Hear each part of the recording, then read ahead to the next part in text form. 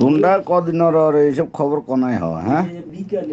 তোরা 1 বছর আগামা দিব না, একদিনে আগামা দিব না, দিত না, এটা কোম্পানির কাম, কোম্পানি বুঝো। তুই কি ফিরে পিছে আইনি বলে 1 বছর আগামার লই বাইরে কাম তুয়াই তুয়াই কাজ করুম, তোর ফিরে পিছে আনি এমনি আই, এটা কো আগে,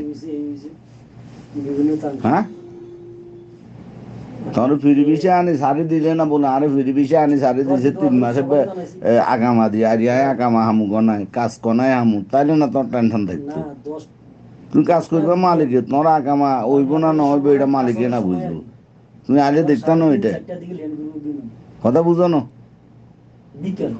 এত কাহিনীর তো দরকার নাই। আইবা মালিকের কাজ করবে, মালিকে সব কিছু করে দিব, তোমার এত টেনশন কি এর? তোমার দেশে যাইবে টাইমে দেশে যাইতে হাইলে চলে, বেতন হাইলে চলে, কাম ঠিক মতো করতে আইলে চলে, তোরা এত কাহিনীর তো দরকার নাই। কনে কি কয় না কয় এত জ্ঞানের দিকে কান দিও না, বুঝলি না? এত জ্ঞানের দিকে কান দিলে বিদেশ করা সম্ভব নয় যে কোনো মানুষ। আরে তোর ফিরে পিছিয়ে আনতাম তাহলে চিন্তা করতে বলে, আরে ফিরে পিছিয়ে নিয়ে 3 মাস আগামা দিয়ে সারি দিছে, 3 মাস তো এনে করতে করতে যাই ওরা আগামা বানাবো গন্ধ না, এই কোনো গন্ধ একটা আগামা সৌদিতে কত জানো নি? বাংলা 2 লাখ টাকার আছে, ওরা 2.5 লাখ টাকা একটা আগামা বানাইতে, এটা জানো নি?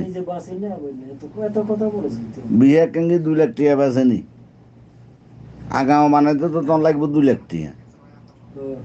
জাফরের সাথে কথা বলছি, কইছি মারে জানাই দাও। কনে কি কয় ন কয় এখানে দিয়ে কান দিও না, বুঝছো নি? তোমার কি আল্লাহ বেকারে জানাই? ওকে।